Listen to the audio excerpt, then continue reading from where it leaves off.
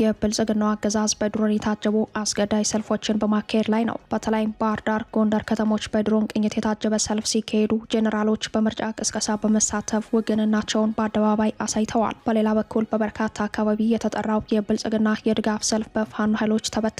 ለመሆኑ ድሮን የጠበቀው ጄኔራሎች የተሳተፉበት የድጋፍ ሰልፍ ምን መልክ አለው ስንል መረጃዎችን ፈትሸናል። ቀዳሚው መረጃችን ነው። ጦረኛው ህወሓት ዘመቻ መከተል ለመጀመር እያሟሟቀ ነው። ታጣቂዎቹ በራያና ኮረም ቀጠናዎች አዲስ የውጊያ ግንባር መክፈታቸው ሲሰማ በትግራይ ማረሚያ ቤቶች ባዷቸውን በመቅረት ላይ ናቸው። እስረኞች ለዘመቻ መከት ወደ ወታደራዊ ካምፕ እየተወሰዱ ነው። ከፍተኛ የፖለቲካ አመራሮች በበኩላቸው በውስጥ ግምገማ አንዱ የሌላውን የዘረፋ ገመና በማጋለጥ ላይ መሆናቸው ተሰምተዋል። አብራችሁን ስትዘልቁ ዝርዝር መረጃውን ትሰሙታላችሁ። የግንቦት 24ቱ የብልጽግናው ድግስ ዓለም አቀፍ ውግዘት በማስከተል ላይ ነው። የአውሮፓ ህብረት የዘንድሮውን የብልጽግና ምርጫ አልታዘብም ሲል፣ የእንግሊዙ ቲንክ ታንክ ደግሞ ብልጽግና መጨረሻው የሚታወቅ ምርጫ ደግሷል ሲል ተሳልቋል። የነጌታቸው ረዳ ፓርቲም ከምርጫ ውድድር ውጭ መሆኑ ተሰምተዋል። ይህም ሌላኛው መረጃችን ነው፣ ይደመጣል። እስራኤል በሀገሯ የሶማሌላንድ ልዩ ኮማንዶዎችን ማሰልጠኗ ተሰምተዋል። ለሶማሌላንድ እውቅና በመስጠት ቀጠናውን ያመሰችው ቴልአቪቭ ያሰለጠነቻቸው የሶማሌላንድ ልዩ ኮማንዶዎች ሀርጌሳ ገብተዋል። እስራኤልና ሶማሌላንድ መካከል ያለው ግንኙነት ከዲፕሎማሲያዊ ወደ ወታደራዊ ትብብር ምዕራፍ አምርተዋል። ለሰዓቱ የመረጥንላችሁ ቀጠናዊ ዜና ትንታኔያችን ነው። ሰላም ጤና ይስጥልን ውድ የጣና ቲቪ ተከታታይ ቤተሰቦቻችን፣ አብራችሁን ስትቆዩ እነዚህንና ሌሎች ዝርዝር መረጃዎችን ታደምጣላችሁ። አክብሮታዊ ግብዣችንን በማስቀደም ወደ ሰዓቱ ዜና እና መረጃዎቻችን እናምራለን። የብልጽግናው አገዛዝ በድሮን የታጀቡ አስገዳይ ሰልፎችን በማካሄድ ላይ ነው። ጄኔራሎች በምርጫ ቅስቀሳ በመሳተፍ ላይ ናቸው። በሌላ በኩል በበርካታ አካባቢ የተጠራው የብልጽግና የድጋፍ ሰልፍ በፋኖ ኃይሎች ተበትኗል። የብልጽግናው አገዛዝ ብቻውን የሚወዳደርበት ወታደራዊ ምርጫ ለማካሄድ የቀናት ዕድሜ ቀርቶታል። ከ6 ቀናት በኋላ ይካሄዳል ለተባለው ምርጫ በዛሬው ዕለት ግንቦት 18 ቀን በአማራ ክልል ዋና ዋና የዞን ከተሞች ብልጽግና በአየር ኃይል የታጀቡ አስገዳይ ሰልፎችን ሲያካሄድ መዋሉን የጣና ወኪሎች ከያቅጣጫው ባደረሱን መረጃ ላይ ተመላክተዋል። የፋኖ ኃይሎች በበኩላቸው የዞን ከተሞችን ጨምሮ በተለያዩ ከተሞች አስገዳጅ ሰልፎችን ለመበተን የተለያዩ ስልቶችን መጠቀማቸውን ከፋኖ ምንጮች ሰምተናል። ትናንት ግንቦት 17 ቀን በወልዲያ ከተማ የተጠራው አስገዳጅ ሰልፍ በከተማው ፍንዳታ መሰማቱን ተከትሎ ሰልፈኛው መበተኑን ከከተማው ምንጮች ሰምተናል። ሆኖም አፋብን በጉዳዩ ላይ የሰጠው ማረጋገጫ የለም። በተመሳሳይ መረጃም በጎንደር ቀጠና እስቴ የተጠራው የብልጽግና ሰልፍ ሲሰረዝ፣ በእብናት ደግሞ ሰልፉ ገና ከመጀመሩ መበተኑን ከከተማው ነዋሪዎች ሰምተናል። ከሁለት ቀናት ቀደም ብሎ ግንቦት 16 ቀን በመካነ ሰላም የክልሉ ባለስልጣናት በተገኙበት የምርጫ ቅስቀሳ በፋኖ ኃይሎች ጥቃት ተገፍቶ ቀኑን ሙሉ በከተማዋ ውጊያ መካሄዱ ይታወሳል። በተመሳሳይ ሁኔታ በሸዋ ቀጠና የምርጫ ቅስቀሳ ያደረጉ አመራሮች ሲገደሉ፣ በይፋት ቀጠናዎች ኤፍራታና ግድም ቀወትን ጨምሮ በአካባቢው ያሉ መስመሮች ሙሉ በሙሉ እንዲዘጉ ፋኖ ትዕዛዝ አውርዷል። ትዕዛዙ ለብልጽግና ምርጫ ድጋፍ በሚል የተጠራው ሰልፍ እንዳይካሄድ ፋኖ እየፈጸማቸው ካሉ ልዩ ወታደራዊ ኦፕሬሽኖች ጋር ተያይዟል። እንዲህ ባለው ሁኔታ በጠመንጃ የታጀበው የምርጫ ቅስቀሳና ተቃውሞ ቀጥሎ አገዛዙ አስገዳጅ የድጋፍ ሰልፎችን በድሮን ታጅቦ እስከ ማድረግ ደርሷል። በዛሬው ዕለት ግንቦት 18 ቀን ብልጽግና ሰፊ ዝግጅት ሲያደርግበት የሰነበተው የድጋፍ ሰልፍ ባህር ዳርን ጨምሮ በጎንደር፣ ደብረ ታቦር፣ ደብረ ማርቆስ፣ ደብረ ብርሃን፣ ደሴ ከተሞች ተካሂደዋል። በእነዚህ ከተሞች በተለይ ባህር ዳርና ጎንደር ሰልፎች የተካሄዱት በአየር ኃይል ድጋፍ ሲሆን በከተሞች ፋኖ ይገባል በሚል የድሮን ቅኝቶች ሲካሄዱ መዋሉ ታውቋል።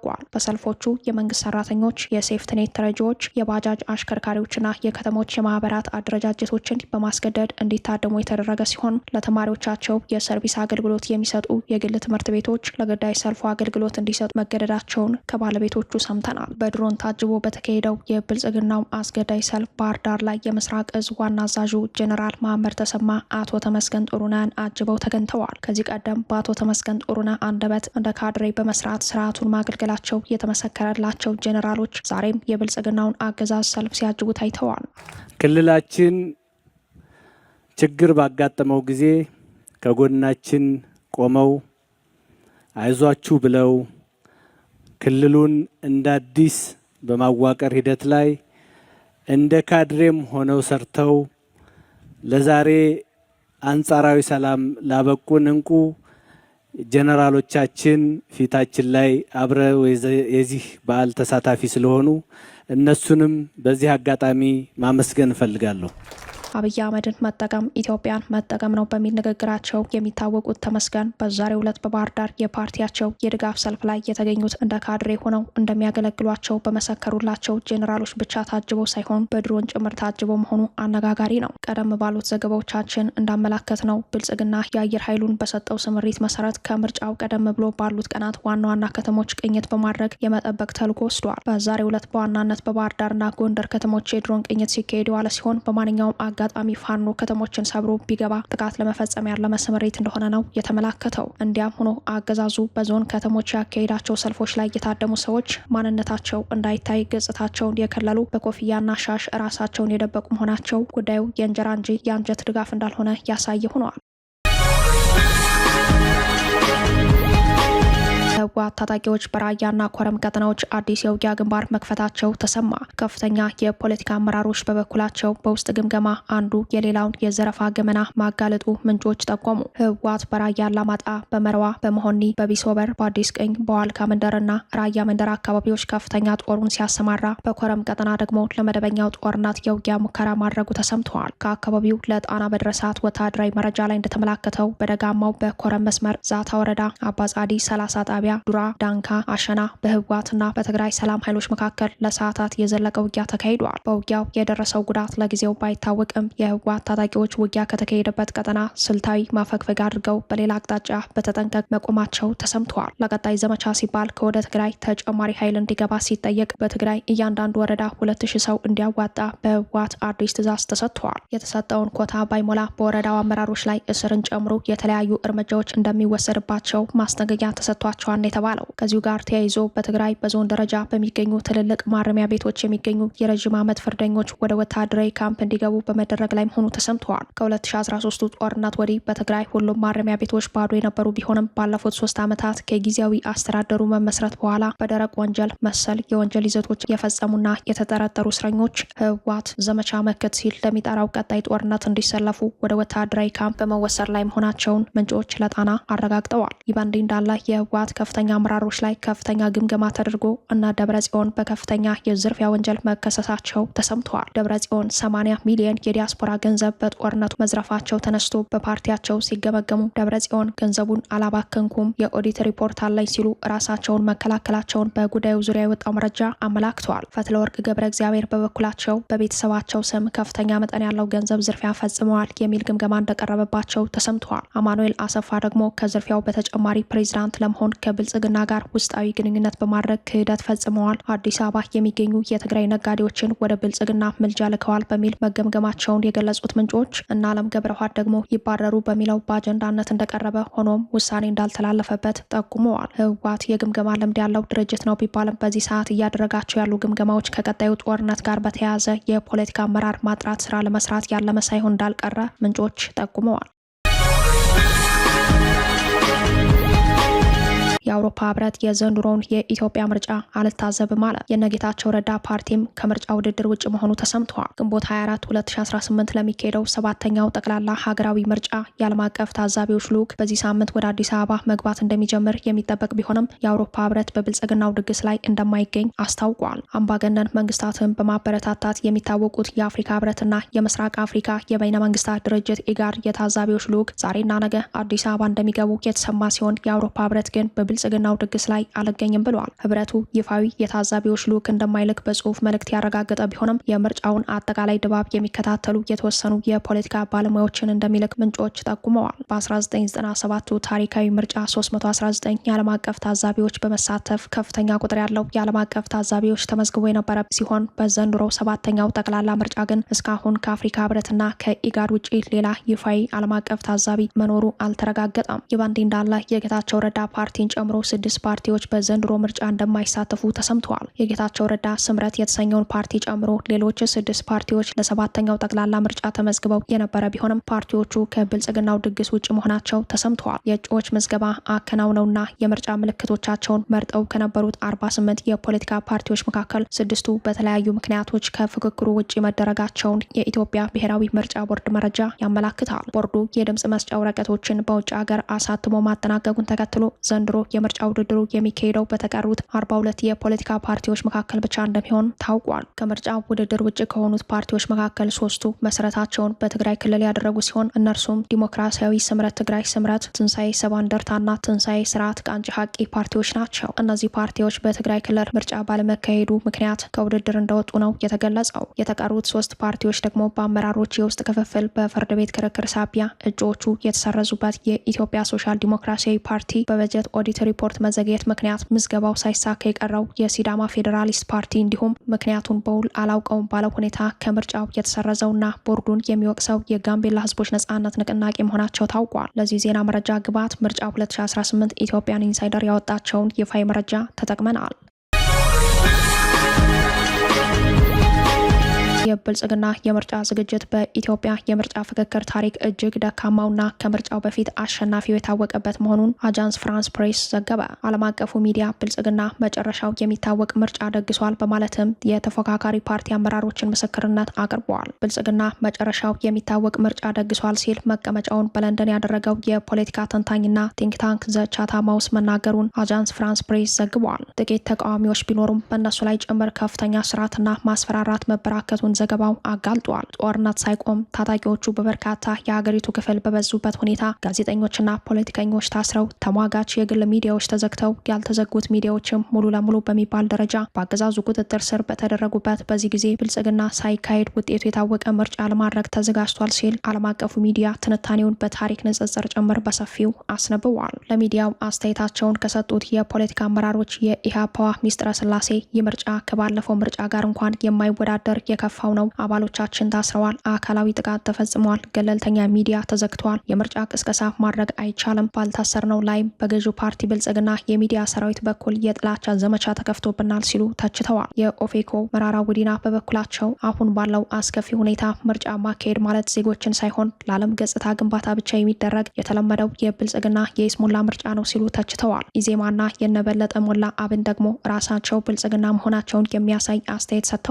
በሚዲያው አብንን ወክለው የተናገሩት የሱፍ ኢብራሂም በብዙ አካባቢዎች የምርጫ ቅስቀሳ ማድረግ እንዳንችል ያደረገን ፋኖ ነው፣ ፋኖ እጩዎቻችንን ያስፈራራል በማለት በሰማይና በምድር በሙሉ አቅም ውጊያ ከፍቶ ንጹሃን አማራን በማጥቃት የጦር ወንጀል የፈጸመውን ብልጽግናን ሲከላከሉ ታይተዋል። በጥቅሉ ዓለም አቀፉ ሚዲያ አብይ አህመድ ወደ ስልጣን ከመጡበት የፈረንጆቹ 2018 ጀምሮ ያሳዩትን የቁልቁለት ጉዞ ገምግመዋል። እንደ ዘገባው አብይ በአውሮፓውያኑ የዘመን ቀመር በ2021 የተደረገውን ምርጫ ፓርቲያቸው ከ502 ወንበሮች 485ቱን በመያዝ ማሸነፉን ሲገልጽ ምርጫው ለ600,000 ሰዎች ህይወት መጥፋት ምክንያት በሆነው ጦርነት የታጀበ እንደነበረ አንስቷል።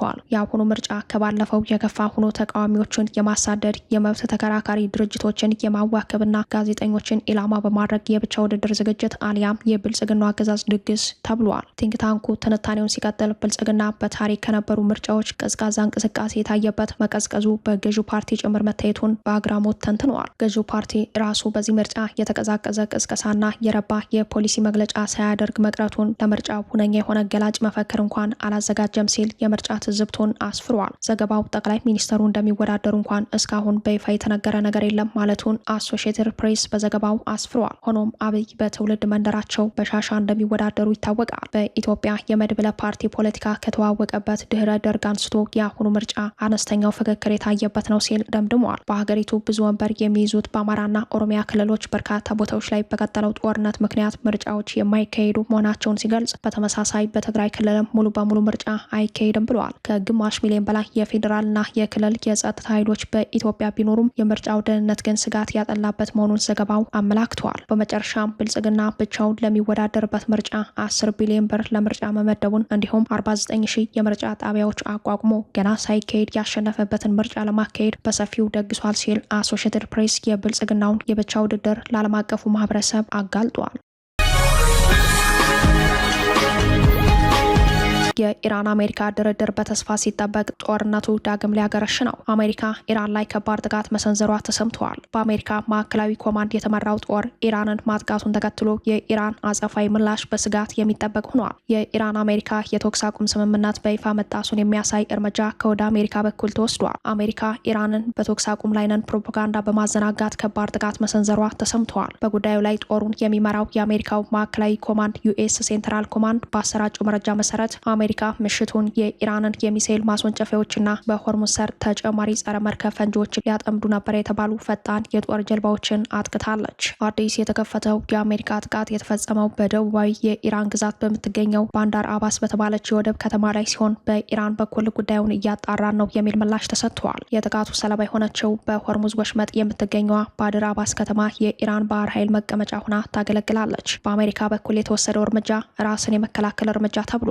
አሜሪካ በኢራን ላይ የወሰደችውን ድንገተኛ ወታደራዊ እርምጃ ተከትሎ ኢራን አጸፋዊ ምላሽ ልትሰጥ ትችላለች። የኢራን አጸፋ ምላሽ እንደ ሳውዲ፣ ኩዌትና የተባበሩት አረብ ኤምሬትስን ያሉ የባህረ ሰላጤው ሀገራትን አስግተዋል። ሀገራቱ አይቀሬውን የኢራን ጥቃት ለመከላከል በተጠንቀቅ መቆማቸው ተዘግቧል። የጉዳዩ ተከታታዮች የተኩስ አቁም ስምምነት በታወጀበት በዚህ ወቅት እንዴት ወደ ሙሉ ጦርነት ሊወስድ የሚችል ትንኮሳ ይካሄዳል በማለት በዋናነት አሜሪካን እየከሰሱ ነው። የጥቃቱን መንስኤ በተመለከተ የአሜሪካ ማዕከላዊ እዝ ባወጣው ይፋዊ መግለጫ ጥቃቱ ራስን መከላከል ነው በማለት አስተባብለዋል። የአሜሪካ ማዕከላዊ እዝ በመግለጫው ከኢራን ኃይሎች የሚነሱ የጥቃት ስጋቶችን በመቀልበስ የጦር ሰራዊታችንን ደህንነት ለመጠበቅ ታስቦ የተወሰደ እርምጃ ነው ሲል የተሰነዘረበትን ክስ አጣጥሏል። ከዚህ አንጻር ሁለቱ ሀገራት አሜሪካና ኢራን እያደረጉት ያለው ድርድር የመሳካት እድሉ ጠባብ ነው ተብሏል። እስራኤል በሀገሯ የሶማሌላንድ ልዩ ኃይሎችን ማሰልጠኗ ተሰምቷል። ለሶማሌላንድ እውቅና በመስጠት ቀጠናውን ያመሰችው ቴልአቪቭ ያሰለጠነቻቸው የሶማሌላንድ ልዩ ኮማንዶዎች ሀርጌሳ ገብተዋል። በእስራኤልና ሶማሌላንድ መካከል ያለው ግንኙነት ከዲፕሎማሲያዊ ወደ ወታደራዊ ትብብር ምዕራፍ አምርቷል። ለሶማሌላንድ የሀገርነት እውቅና የሰጠችው እስራኤል ለወራት ስታሰለጥናቸው የነበሩ የሶማሌላንድ ልዩ ኮማንዶዎች ወደ ሀርጌሳ መግባታቸው ታውቋል። በጉዳዩ ላይ ዘገባውን ያስነበበው ዘ ቴሌግራፍ የእስራኤልና ሶማሌላንድ ግንኙነት ወደ ወታደራዊ ቀጠናዊ የደህንነት ትብብር አድጓል ብለዋል። ቁጥራቸው 50 የሆኑ የሶማሌላንድ ልዩ ኮማንዶ አባላት በእስራኤል ለወራት ሲሰለጥኑ ቆይተው ወደ ሀርጌሳ ገብተዋል። ሀርጌሳ የገቡት የሶማሌላንድ ልዩ ኮማንዶዎች እስራኤል ውስጥ ቀጥተኛና የላቀ ከፍተኛ የወታደራዊ ስልጠና ሲወስዱ እንደነበር ዘ ቴሌግራፍ በዘገባው አመላክተዋል። የኮማንዶዎቹ ስልጠና እንደ አውሮፓውያን አቆጣጠር በ2025 ዲሴምበር 26 ላይ በእስራኤልና ሶማሌላንድ መካከል የተፈረመውን የመከላከያ ስምምነት ተከትሎ የተፈጸመ መሆኑን ዘገባው አብራርተዋል። የእስራኤልና ሶማሌላንድ ግንኙነት ወደ አዲስ የአጋርነት ትብብር ማደጉን የወታደሮቹ ስልጠና አሳይቷል። ሀርጌሳ የገቡት የኮማንዶ አባላት በእስራኤል ስልጠና ሲወስዱ የነበረው በያዝነው ዓመት 2026 ነው። የሶማሌላንድ ልዩ ኮማንዶ አባላት በእስራኤል ስልጠና ሲወስዱ የነበሩ በቴልአቪቭ በሚገኝ ሜትሮፖሊታን የወታደራዊ ስልጠና ተቋም ውስጥ እንደነበር ተገልጿል። እስራኤል የአንድ የሙስሊም ሀገር ወታደሮችን በሀገሯ ስታሰለጥን ይህ ያልተለመደና የመጀመሪያው ክስተት ተብሎ ነው የተዘገበው። ለፖለቲካ ጥቅሟ በተለያዩ የዓለማችን ክፍል ሙስሊም ሀገራትን በወታደራዊ ደህንነት ስልጠናዎችን በሚስጥር የምትሰጥ ቢሆንም ወደ ሀገሯ በመውሰድ ስልጠና መስጠት ያልተለመደ እንደሆነ መረጃዎች ያሳያሉ። ከሚስጥራዊ ወታደራዊ ጥምረቱ አኳያ የሶማሌላንድ ወታደሮች ስልጠናውን የወሰዱበት ካምፕ በስም ሳይጠቀስ ቀርተዋል። ወታደሮቹ ልዩ ዘመቻ፣ የከተማ ውስጥ ውጊያ፣ ጸረ ሽብርና ዘመናዊ የስለላና የመከላከያ ጥበቃ ክህሎቶች ላይ ስልጠና ወስደዋል። ከዚህ በተጨማሪም ከመደበኛ ጦርነት ይልቅ መደበኛ ያልሆኑ ስጋቶችን ለመከላከል የባህር ዳርቻ ጥበቃና ሰርጎ ገብነትን መከላከል እንዲሁም በጠላት ይዞታ ውስጣዊ ታክቲካዊ ዘመቻ የማድረግ ስልጠናዎችን ወስደዋል። የእስራኤል ወታደራዊ ልኡካን ከሰልጣኝ ልዩ ኮማንዶች ጋር ወደ ሀርጌሳ የመጡ ሲሆን ወታደሮቹን የማስመረቅ ስነ ስርዓቱ ባለፈው ሚያዝያ 18 በሶማሌላንድ የነጻነት በዓል ቀን ተካሂዷል። ወታደሮቹ በፕሬዝዳንታዊ ጽህፈት ቤት ፊት ለፊት በስልጠናቸው ያካበቱትን ክህሎት በወታደራዊ ትዕይንት ለፕሬዝዳንት አብዲረህማን ሲሪዮና ለሶማሌላንድ ባለስልጣናት አሳይተዋል። እስራኤል የሶማሌላንድ ወታደሮችን ማሰልጠኗ በሞቃዲሾ ዘንድ ቁጣን የፈጠረ መሆኑንም ዘ ቴሌግራፍ በዘገባው አመላክተዋል። እስራኤል ለሶማሌላንድ ኮማንዶ ከማሰልጠን በላይ ኤምባሲ ለመክፈት መዘጋጀቷ ይታወቃል። ሶማሌላንድ በእስራኤል ኤምባሲዋን ለመክፈት ማቀዷንና ኤምባሲውን በኢየሩሳሌም እንደምታደርግ መግለጿ ውዝግብ መፍጠሩ ይታወሳል።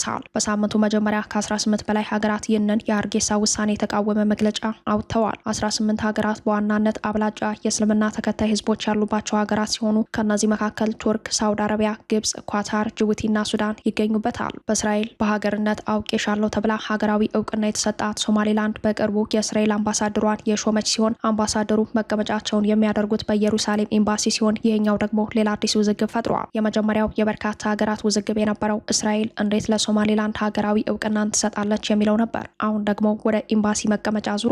በእስራኤልና ፍልስጤም የይገባኛል ጥያቄ የሚነሳባት ኢየሩሳሌም እስራኤል ከቴልአቪቭ በመቀጠል እንደ ዋና ከተማ የምትቆጥራት ከተማ ስትሆን በፍልስጤምና የእስልምና እምነት ተከታዮች በሆኑ ሀገራት በኩል ተቃውሞዎች ይሰማሉ። ተቃውሞ ካሰሙት መካከል ቱርክ፣ አልጄሪያ፣ ባንግላዴሽ፣ ጅቡቲ፣ ግብጽ፣ ኢንዶኔዥያ፣ ኩዌት፣ ሊባኖስ፣ ፓኪስታንና ሶማሊያ ይጠቀሳሉ። ክቡራትና ክቡራን ቤተሰቦቻችን ለሰዓቱ የተሰናዱት መረጃዎቻችን የተከታተሏቸዋቸውን ይመስሉ ነበር። አብራችሁን ስለቆያችሁ ልባዊ ምስጋናችን ድረሳችሁ እያለን የጣና ቲቪ ወቅታዊ ዜናዎች፣ ትንታኔዎችና ልዩ ልዩ ፕሮግራሞች እንዲደርሷችሁ ቻናላችን ሰብስክራይብ በማድረግ ቤተሰብ ሆኖ በተሳትፎ የትግል ሚዲያው እንዲያጠናክሩ ጥሪያችን እናቀርባለን። ጣና ቲቪ ከሀቅ ጋር